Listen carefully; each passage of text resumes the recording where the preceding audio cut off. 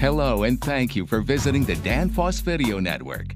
Today we're going to look at Danfoss's family of TU thermostatic expansion valves. The TU family of TXVs, first introduced in 1995, were first used in some of the most challenging of applications, mobile refrigeration and ice machines. Today, they're also widely used in commercial refrigerators and freezers, as well as retail display cases. Although the valve can be equipped with a variety of charges, the most common charge, the N charge, is designed to function in a temperature range from -40 degrees Fahrenheit to +50 degrees Fahrenheit.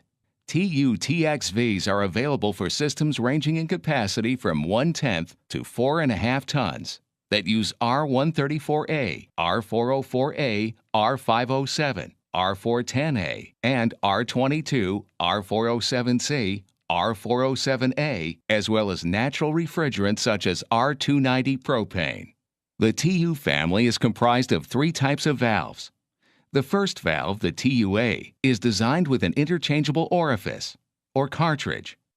This means that a technician can pair an individual valve body with one of 10 orifices, permitting a single valve body to function from 1/10 to 4.5 tons, depending on refrigerant.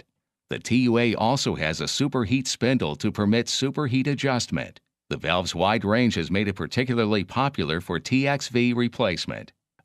The TUB comes with a factory-installed non-replaceable orifice, meaning that its nominal capacity is fixed. Like the TUA, it does have a superheat spindle permitting superheat adjustment. This valve is popular both for replacement and among equipment manufacturers. The final valve in the TU family is the TUC. This valve has a non-replaceable orifice and a fixed superheat. This valve is typically only used by equipment manufacturers. Most technicians have found that the easiest replacement for a TUB or TUC is a TUA. Danfoss has created several kits to ensure that the technician has any TUA they might need on hand. We will discuss those later. The small but robust TU valve is made from stainless steel, giving it high strength, low heat conductivity, corrosion resistance, and a light weight. Now let's take a look at some of the individual components that make up the TU series valves. The valve design is a result of Danfoss's 75 years of innovation in TXV design. We've identified the most common power element failure points and designed them out of the valve. The capillary tube is also made out of stainless steel due to its flexibility and resistance to metal fatigue. Because we use stainless steel for its construction, the cap tube is less likely to break due to this metal's flexibility and durability, and the power element will not rust due to the stainless steel's resistance to corrosion. Danfoss laser welds the power element rather than using plasma welding. Unlike other welding processes, laser welding directs heat only to the joint and reduces metal fatigue to the diaphragm, which means the diaphragm is less likely to fail prematurely. By brazing the power element to the valve body, Danfoss has eliminated the primary point of refrigerant leaks in TXVs. Also, a brazed power element prevents outside debris from coming into contact with the diaphragm, something very likely given the dirty environment in which TXVs are typically installed and serviced. Very small particles of debris have been shown to rapidly wear through the diaphragm, greatly reducing TXV lifespan. Now let's move to the superheat spindle located on the side of the TUA and TUB valves. If adjustment is necessary, using a 5/32 Allen wrench, remove the superheat cap. Use the same wrench to adjust the superheat. Turning the spindle a full turn will produce a roughly 4-degree change in superheat. Turning the spindle clockwise will increase superheat. Turning it counterclockwise will decrease superheat. We recommend making adjustments in quarter-turn increments and waiting 15 minutes between adjustments, or until superheat stabilizes. The bimetal design of the TU's connection, which is unique to Danfoss, ensures that installation of the TU is quick and easy. These connections are manufactured by pressing together sheets of copper and stainless steel under intense pressure. The result, once brazed, is a true copper-to-copper connection that can be brazed and unbrazed, unlike copper-coated connections. Because the inside of the connection is copper, the joint is copper-to-copper. That means that just about any standard soldering or brazing material found on a typical refrigeration technician's truck could be used to make the connection. Danfoss recommends SIL-FOSS 15. One of the advantages of stainless steel's valve construction is that stainless steel conducts heat 11 times slower than copper or brass. This means that no wet wrap is required to protect the valve when brazing a connection. This helps to make installation of the TU quicker and easier than other brands of thermostatic expansion valves.